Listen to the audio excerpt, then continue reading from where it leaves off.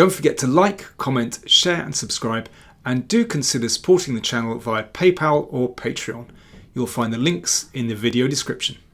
It's round 3 of the candidates, and I'm going to show you the game between Alireza Firouzja and Hikaru Nakamura. Both players on 50% going into this third round.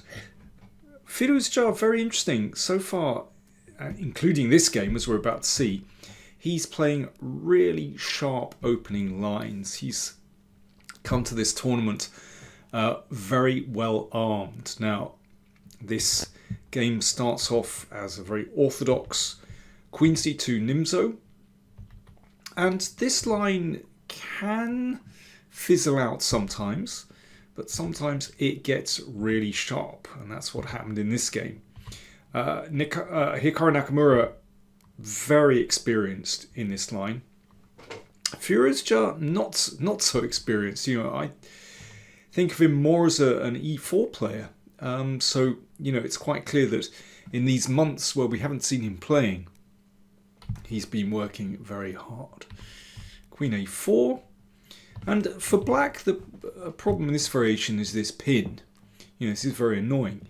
If white can develop rapidly, or just develop properly, then things could be very nice for white.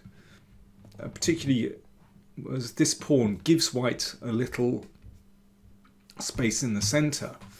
But the problem is developing, and in the meantime, black actually can get a lot of counterplay because, you know, black is better developed.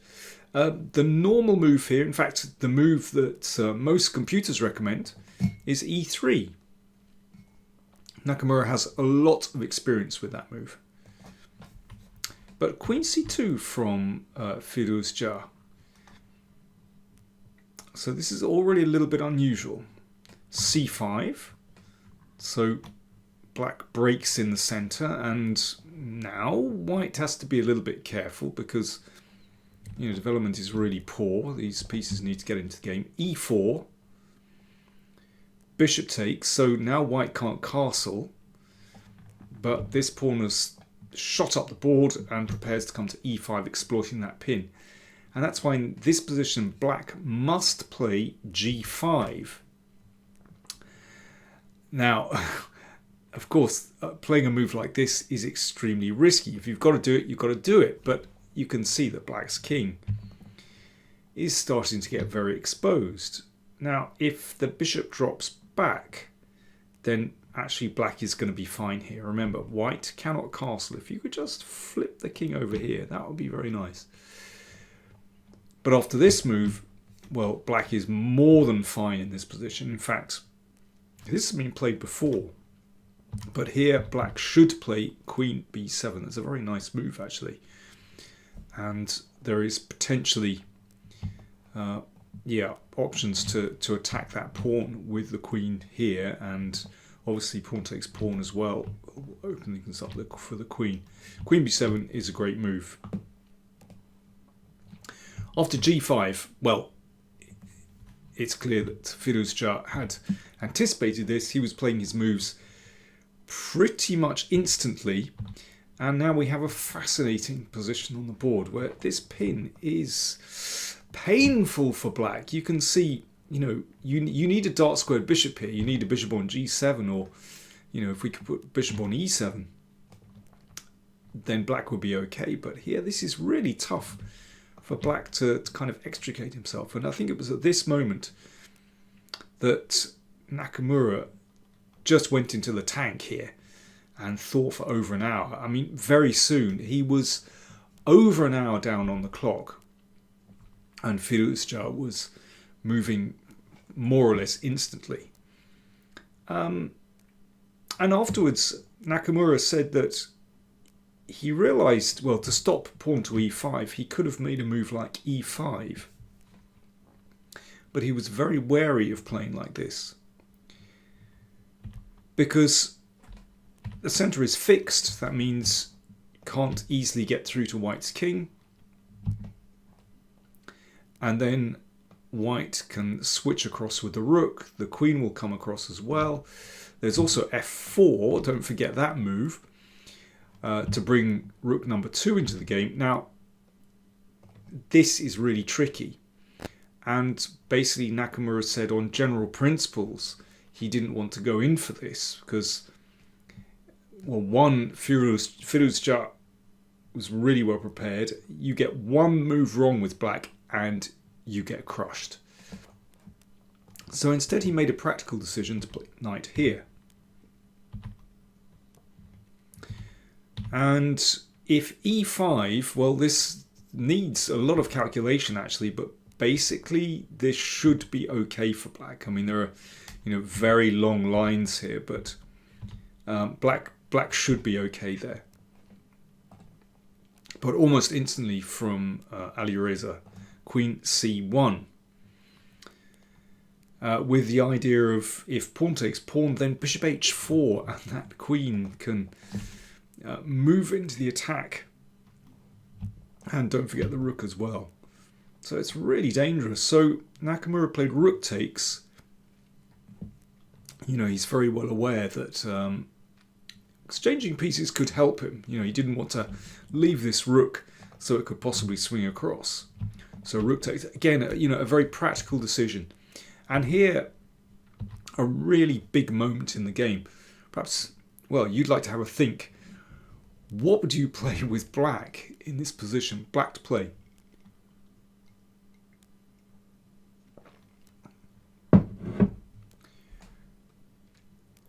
I mean, this is very tough indeed. You can lose instantly if you're not careful. Queen d7 is really interesting. And with this idea, I mean, to allow this when the sword of Damocles is hanging over your head is not easy, and I can well understand why Nakamura would have rejected this.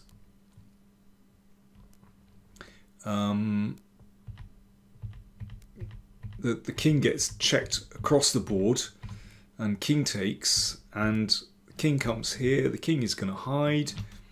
The computer thinks that black is okay here. It's really tricky, but that is not easy at all. Really isn't easy. And along the way, you could just be making a blunder. You could just allow a checkmate. This is a very, very deep variation, and very easy to go wrong along the way. So Nakamura rejected that and went for knight c2 check. And he could see that he could force an endgame, and I think this was an excellent practical decision. So he manages to exchange queens. Material is now level, but Nakamura is not getting checkmated, so that's a big bonus in going for the endgame. And again, I think a good practical move here. This knight is going to have to go back fairly soon, but actually, why not just put the beast back straight away and put it on a good square on d5. So good, sound positional chess from Nakamura. Knight d5, and then f5, which gives the king a little bit more room and also stops this pawn coming to g4. So this is white's big asset in the position, these kingside pawns. If he can get two connected passed pawns rolling down the board, supported by the bishop and rook, then it is not easy for black. At the moment, well, you want to play f3 and g4, but f3 will allow that one. That's not so good. That just breaks up these pawns. So white has to play g3 first, and now king f7 and f3. So little by little, white is getting there. This is the big aim. Rook h8. You don't want to make it easy for white to play g4, so the rook comes across. Bishop g5, so protects the pawn, and little by little white is getting there. And here, well, Nakamura goes for counterplay on the queen side with c4. and it's probably not a bad idea.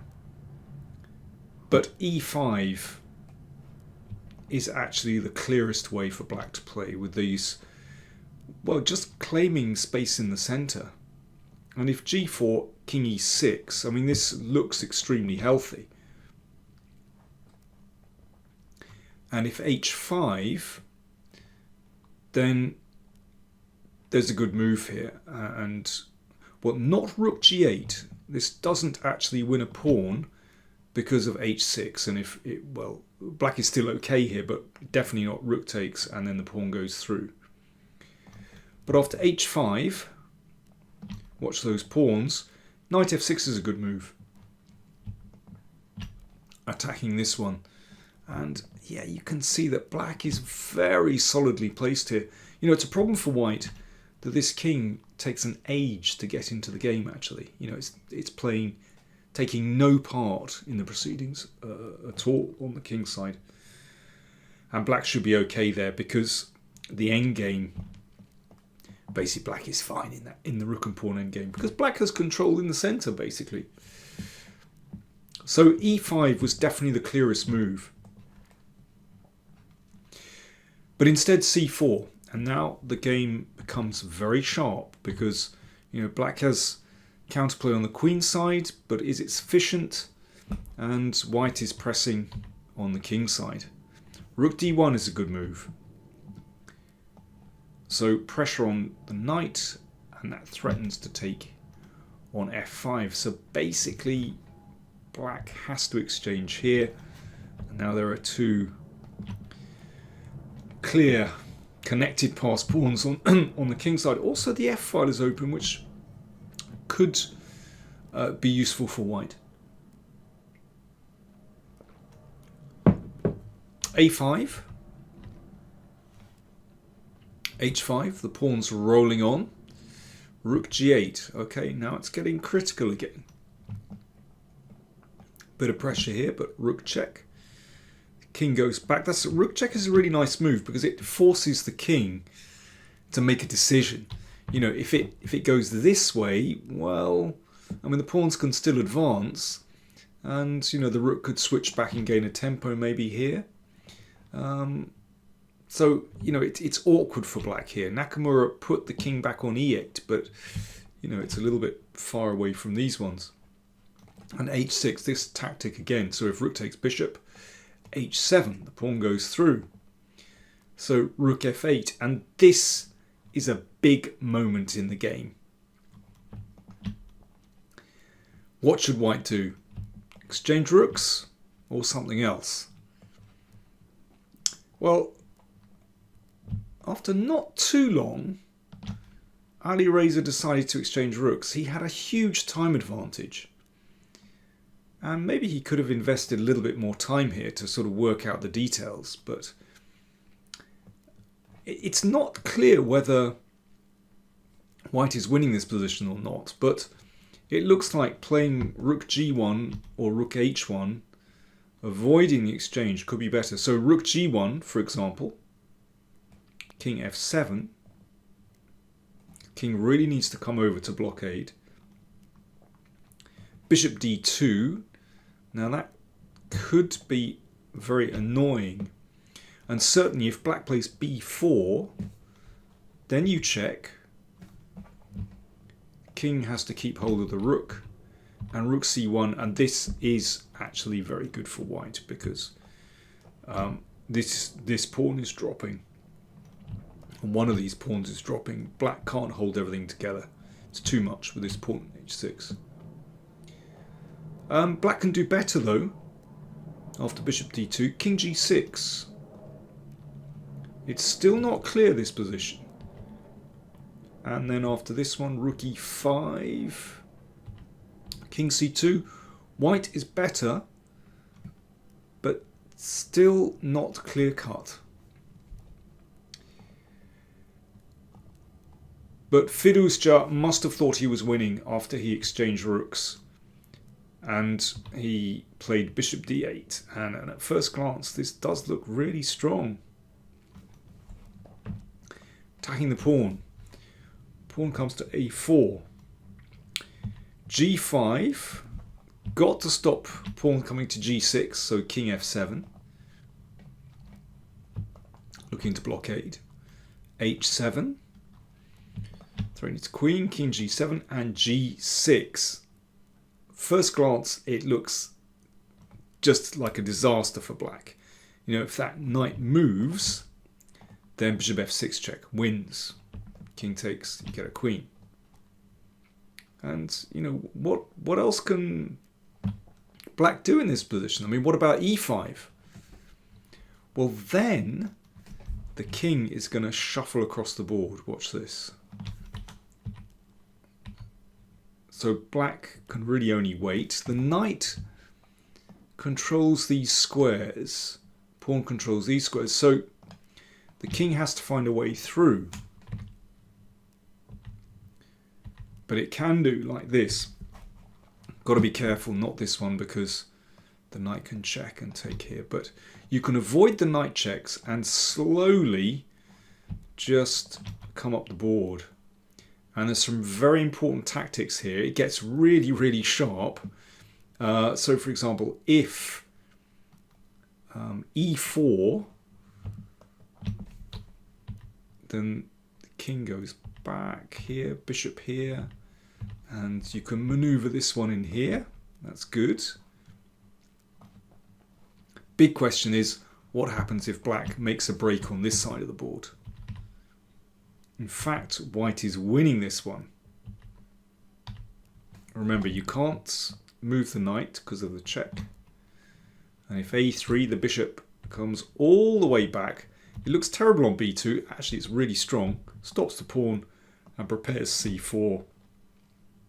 And that's game over. So black can take a pawn on the king side, but after B5, this is too much, basically. White is winning. So really sharp variations, and I'm sure Alireza would have been looking at that kind of thing. Black only has one move to survive here. And Nakamura, well, he reached the time control at move 40. He actually played this next move fairly quickly. You know, he'd appreciated the danger and played C3. And there is a big difference here. Yes, the knight has to come back. So it's vital that the knight protects the F6 square. I mean, it also protects, you know, these squares as well, covers these squares. If that bishop can get to D4, then it's game over. But it's impossible. Bishop G5, or if it spins round here. But black has just enough time. E5, crucial move. And that means that in some positions, black can play like this. And yeah, get into F4. So for example, if bishop here, then you can play knight F4 and you get there in time. King and pawn endgame is fine for black. Yep. Because you can create a pass pawn here. I think you can go knight E7 as well, actually. That'll do the job. And take here if you want to avoid that endgame. But there's no need to. Basically, this is fine. So the only other way for white to go is to try to bring the king here. So king D2, king H8. Now if king E2, again, this is fine. You can take here, check. White hasn't got time for bishop F6. Or king D3, knight F4, exactly the same. This is a draw. So king E1, basically, you know, these squares are mined. You know, you have to go the other way. And if black just sits there, like this, if black just shuffles with the king, watch this, here, then the king comes up, and that's winning for white. So it is vital that in this position black gets it right. There's one move that draws, Can you find it? Well, you don't just have to find the first move, you have to find a few moves actually. So black to play and draw.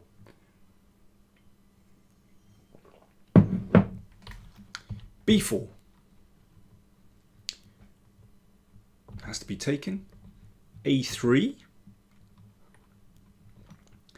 Bishop comes back, hits the pawn. Now you don't go A2. That would be absolutely fatal. Bishop controls A1 and gets through to the other side of the board. No, after bishop C1. That's just played. Knight B4. And once again, the king is in the wrong position. This is the problem. That here, check, and you take the bishop. So, isn't it funny how, you know, none of these squares, you never get it quite right, basically. All these squares are mined. Even E1, which looks safe, but actually it's a problem. Anyway, king D2. Still not too late to mess things up after that one. But knight D5. And the knight gets back just in time to take the pawn on G6. And here the players just removed pieces from the board and agreed to draw in that position. Wow, what a game. But I have to say, what stunning defense from Hikaru Nakamura. So, I mean, let's just go back. This was a very, very interesting novelty from Firouzja to take on G5. Well, this whole line, you know, that's what he prepared. To defend this position is really tough. But the fact that Nakamura succeeded in steering it through into an endgame, which wasn't that comfortable, but still managed to get an acceptable position. Yeah, he could have. There were a couple of inaccuracies here, notably E5 would have been a bit simpler. But even so, I mean, all credit to Hikaru, who was put under enormous pressure by Alireza.